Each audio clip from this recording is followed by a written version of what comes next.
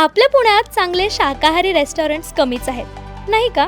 पण आता no worries, presenting पुणेरी village. आपल्या पुण्यातल्या स्वामीनारायण मंदिरासमोरच इथे तुम्हाला मिळेल शांत आणि प्रशस्त जागा. जेवणाची चव ती तर एकदम भारी. प्रत्येक खास तुम्हाला वाह म्हणायला लावेल. ताजे पदार्थ, उत्तम चव आणि पोटभर जेवण यांची गॅरंटी. घरातल्या सगळ्यांसोबत बाहेर जेवायला जायचंय तर मग पुणेरी विलेज तुमच्यासाठीच आहे. काय मग आजच या रेस्टॉरंटला भेट देताय ना?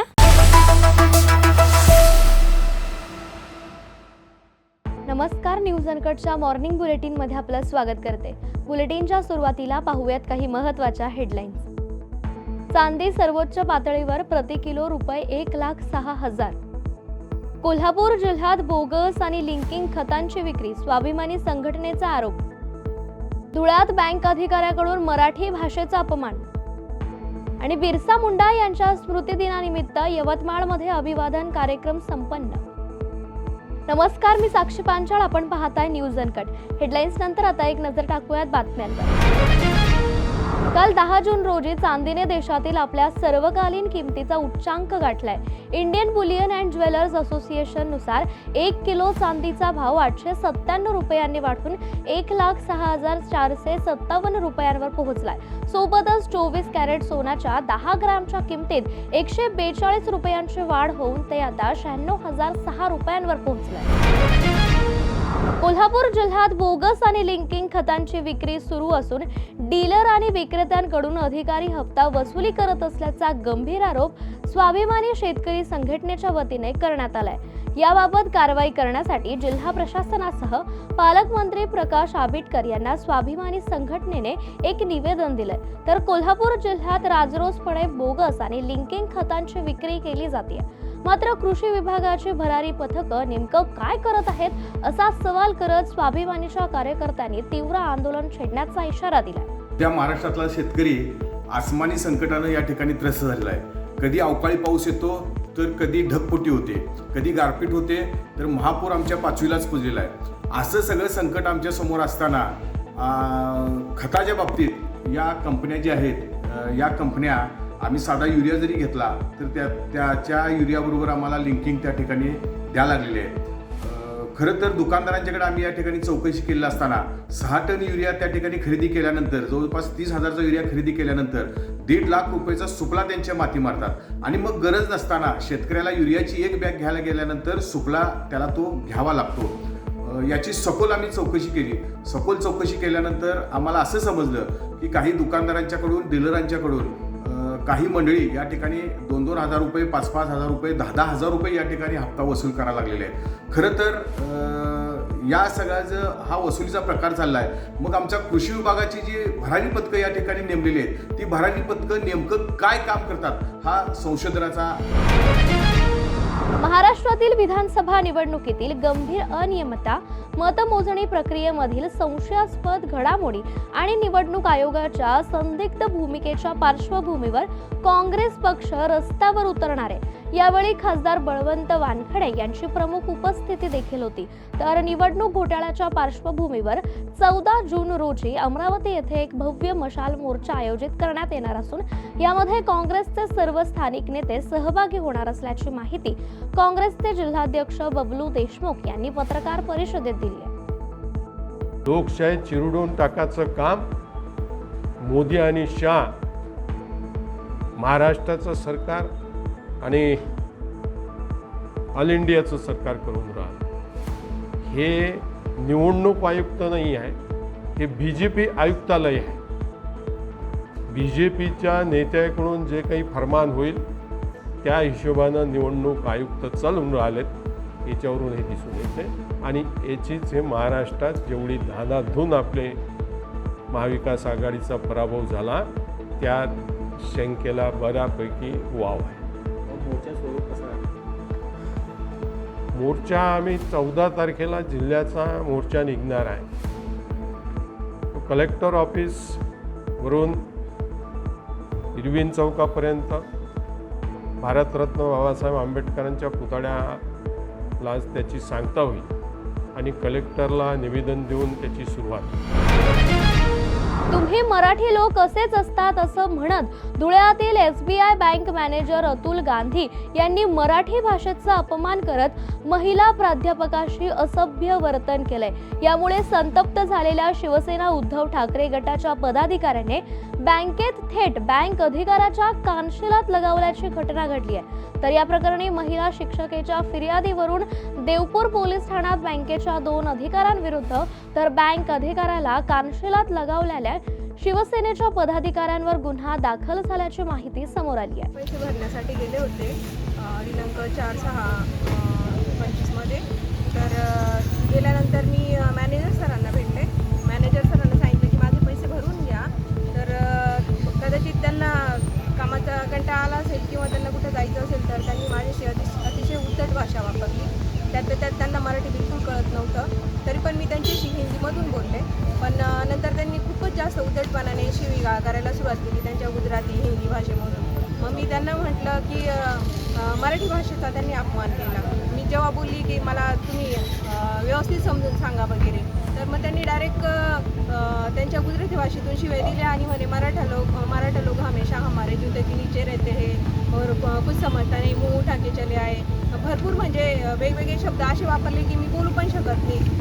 असे शब्द वापरले माझ्यासाठी. आणि एका लेडीजशी जर की असं बोलताय आणि मी तर शिक्षित आहे, माझ्याशी असं बोलताय तर सर्वसामान्य जे अडाणी लोक आहेत त्यांच्याशी ते कसं वागत असते. आणि हे सगळं बँकेच्या वेळेत झालं. यासह बुलेटिन मध्ये आपण एक छोटीशी विश्रांती घेऊयात. लगेचच परत येऊ. पाहत रहा न्यूज अनकट.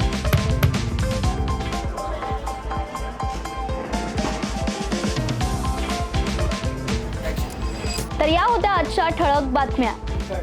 हा काही रॅन्डम गोंधळ नाही. ब्रेकिंग न्यूजच्या पुढे जाऊन जगाच्या कानाकोपऱ्यातलं अनकट सत्य दाखवणारे आम्ही आहोत न्यूज अनकट. न्यूज अनकट म्हणजे फक्त बातमी नाही, तर प्रत्येक घडामोडी मागचं खरं रॉ ट्रुथ. जगाच्या कानाकोपऱ्यातलं 100% अनकट सत्य. No drama, no filters, just truth. ग्लॅमरचं धम्माल जग, स्टार्सचे मसालेदार किस्से आणि पडद्यामागचे रिअल हिरोज. बॉलिवूडपासून मराठी सिनेमांपर्यंत फुल ऑन एंटरटेनमेंट फक्त कलारंजनमध्ये. गुन्ह्यांचा पर्दाफाश, थेट तपास आणि शॉकिंग रिव्हिल्स. क्राईम कनेक्शन जाणून घ्यायचंय? मग पहा न्यूज अनकटचा क्राईम रिपोर्ट. आता शेती म्हणजे फक्त नांगरच नाही, तर ड्रोन, डाटा, डिजिटल आयडियाज आणि शेतकऱ्याचा नवीन अवतार. पहा कृषी विश्व, प्रगतीची एक नवी दिशा. हेल्दी राहायचंय, फिट राहायचंय, मग जाणून घ्या फिटनेसच्या simple tips, healthy diet plans news अनकटच्या धन्वंतरीमध्ये. गल्लीपासून दिल्लीपर्यंत थेट सडेतोड आणि रोखठोक रिपोर्टिंग. राजकारणातील सगळे खेळ नो फिल्टर स्टाईलमध्ये. #राजकारण न्यूज अनकटवर. जगाकडे बघण्याचा नवा दृष्टिकोन. ही गोष्ट ऐकलीत का, जी तुम्हाला विचार करायला लावेल? पहा विषय काय. शेवटच्या क्षणाचा थरार, मैदानावरील धमाल, खेळाडूंचे किस्से आणि बरंच काही. क्रीडा विश्वमध्ये सर्व काही. प्रत्येक बातमी, प्रत्येक विषय, प्रत्येक घटना थेट तुमच्यापर्यंत. No filter, no biasness. बातमी जशी आहे तशीच दाखवणार. आणि आता एक big update. News uncut is levelling up. आता न्यूज अनकट घेऊन येत आहे एक नवीन स्वतंत्र चॅनल, जिथे सगळं काही थेट रिअल आणि अनकट असणार. More content, more shows, more real talks. Presenting uncut explained.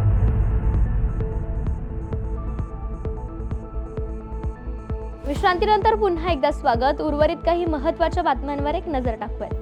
केंद्रात पंतप्रधान नरेंद्र मोदी यांच्या नेतृत्वाखालील स्थापन झालेल्या सरकारचे 11 वर्ष पूर्ण झाल्यानिमित्त नागपूर भाजपने आयोजित केलेल्या डिजिटल टॅलेंट स्पर्धेमध्ये रील, फोटो, मिनी व्लॉग्स आणि ब्लॉगच्या माध्यमातून मोदी सरकारचा ऐतिहासिक निर्णय लोकांपर्यंत पोहोचवले जाणार आहेत. तर भाजपच्या या उपक्रमाद्वारे युवा पिढीला डिजिटल प्लॅटफॉर्मवर सहभागी होण्याचं उत्तम संधी देखील मिळणार असल्याचं शहराध्यक्ष दया शंकर तिवारी यांनी माध्यमांशी बोलताना सांगितलंय.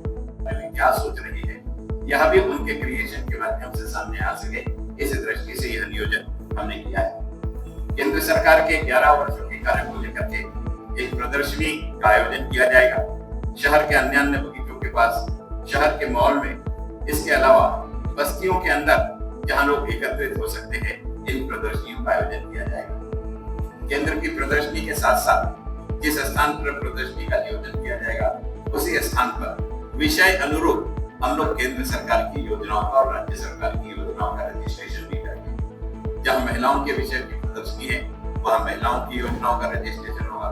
जहाँ सीनियर सिटीजन्स की और दिव्यांगों के लेकर के एग्जीबिशन है वहाँ सीनियर सिटीजन्स को मिलने वाली सुविधाओं का रजिस्ट्रेशन होगा। केंद्र सरकार ने 70 वर्ष से ऊपर की आयु के सभी को आयुष्मान भारत की लाभ दिया है, इसलिए उस पीढ़ी का रजिस्ट्रेशन करके उनको CSR का कार्ड प्रदान करना इस दृष्टि से भी इस नियोजन के माध्यम से हम लोग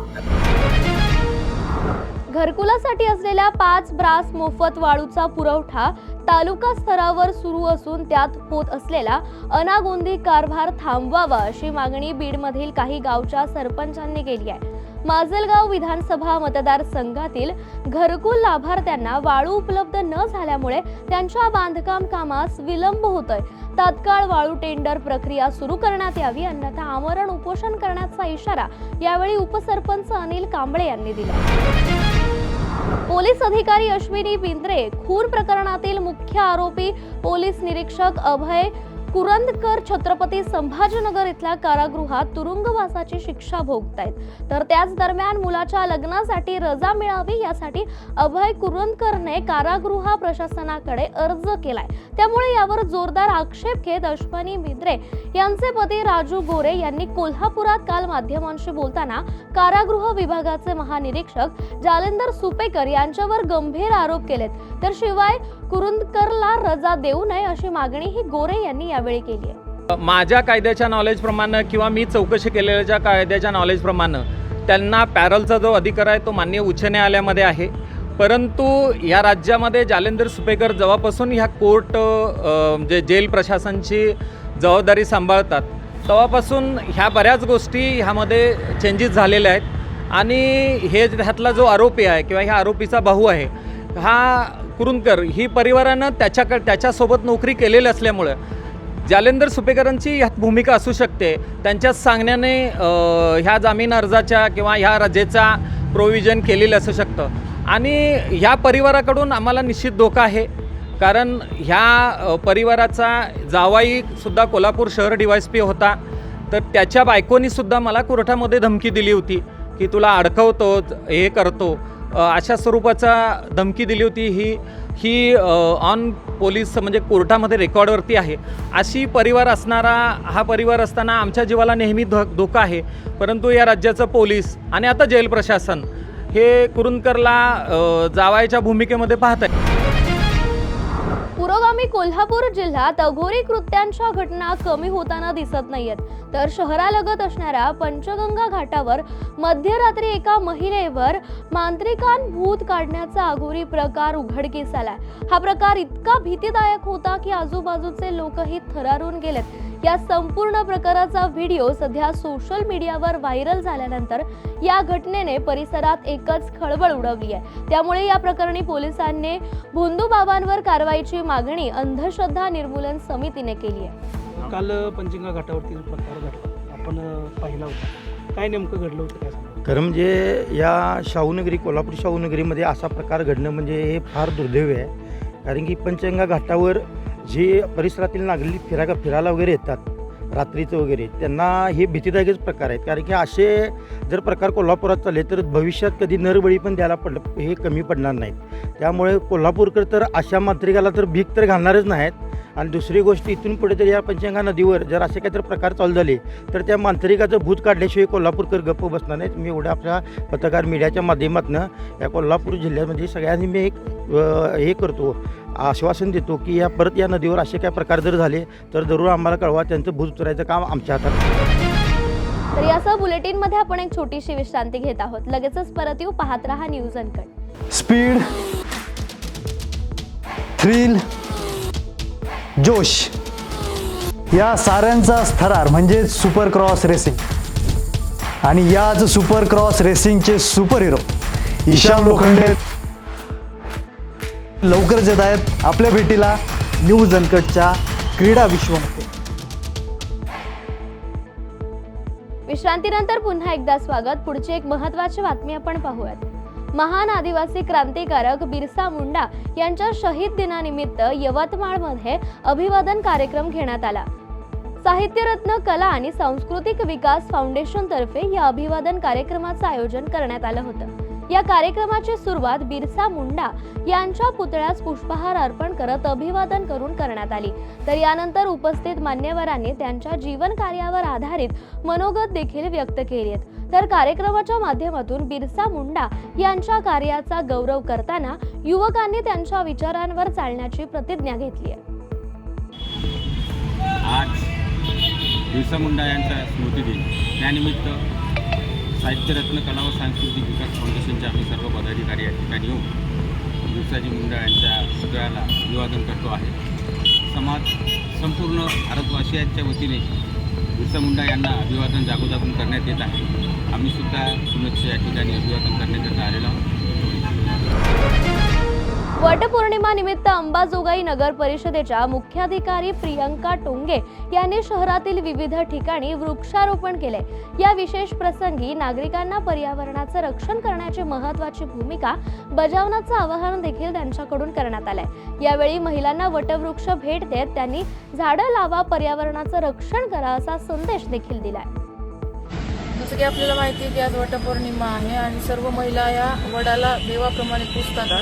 तर त्याचे औचित्य साधून आम्ही नगर परिषद मार्फत इथे येणाऱ्या प्रत्येक महिलांना वडाचं झाडाचं वाटप केलेलं आहे, जेणेकरून त्यांनी पण त्यांच्या घरामध्ये वडाचं झाड लावावं। आणि वडाचं झाड हे पर्यावरणदृष्ट्याही खूप महत्त्वाचं असल्यामुळे आम्ही तशी मोहीम आज हाती घेतली। याचं जे वेगवेगळं जे महत्त्व आहे वडाच्या झाडाचं, तर त्याच्या अनुषंगानं आपण हे या ठिकाणी भेट देत आहोत। आणखीन काय संकल्प असणार आहे आजच्या निमित्तानं आणि आपलं काय आव्हान असणार आहे अंबाजोगाईकरांना? सध्या शासनाची सुद्धा वृक्ष लागवडची मोठ्या प्रमाणात मोहीम सुरू आहे। त्याच धर्तीवर आम्ही सुद्धा विविध ओपन स्पेसमध्ये या महिन्याभरामध्ये भरपूर झाडांचं म्हणजे वृक्षारोपण आम्ही करणार आहोत। याने आव्हान काय असणार आहे अंबाजोगाईकरांना? हेच की पर्यावरणाचं रक्षण करा आणि शक्य तेवढा हरित स्पेस आपल्या आजूबाजूला डेव्हलप केला पाहिजे। ही फक्त प्रशासनाची नसून सर्वांचीच आपली आज जबाबदारी आहे, कारण ग्लोबल वॉर्मिंगचे परिणाम आपण सर्वच जण आज बघत आहोत की किती घातक होत आहेत। त्या अनुषंगाने हरित क्षेत्र विकसित करण्याची खूप आज आवश्यकता आहे असं मला वाटतं। शेतात मल्चिंग पन्नी अंतरताना विद्युत शॉक लागून वडील आणि 2 मुलांचा मृत्यू झाल्याची घटना जालना तालुक्यातील न्हावा वरुड येथे घडली आहे। विनोद म्हस्के, श्रद्धा आणि समर्थ विनोद म्हस्के अशी मृतांची नावं आहेत। तर विनोद म्हस्के यांना शॉक लागल्यानंतर तिथेच खेळत असलेल्या दोन्ही मुलांनी वडिलांना पाणी देण्याचा प्रयत्न केला असता त्यांनाही शॉक बसून त्यांचा जागीच मृत्यू झालाय। तर या दुर्दैवी घटनेने परिसरात हळहळ व्यक्त होतीये। मला आपलं नाव सांगा आणि काय घटना घडली आपल्या गावामध्ये? माझं नाव कैलास देवदास जाधव, मी धावेडचा असून त्यांचा साडू आहे। काय घटना घडलेली आहे? घडले आमचे साडू वरुडमध्ये राहते, ते शेतात गेले असता मल्चिंग पांगवण्यासाठी गेले असता त्यांना करंटचा शॉक लागून त्यांचा मृत्यू झाला। त्यानंतर मुलं पाणी घेऊन गेले, त्यांनी ते बघितलं, त्यांना हात लावल्याच्या नंतर मुलांचा पण मृत्यू झाला। त्यांच्यानंतर आमच्या मेवणी मनीषा म्हस्के यांनी ते करंट लागलेलं बघितलं, त्यांना आरडाओरडा केल्याच्या नंतर गावातल्या लोकांनी त्यांनी ते वायर काढून हॉस्पिटलला घेऊन आले। काय नाव आहे? विनोद रामराव म्हस्के, वय वर्ष 30। विनोद तुकाराम म्हस्के, वय वर्ष 30। समर्थ विनोद म्हस्के, वय वर्ष 7। श्रद्धा विनोद म्हस्के, वय वर्ष 12। शासनानं यांना आज कुटुंब आमच्या म्हणजे मेवणीचं। या बातमीसह आपण मॉर्निंग बुलेटिन मध्ये इथेच थांबूया। ताज्या बातम्यांसाठी पाहत रहा न्यूज अनकट।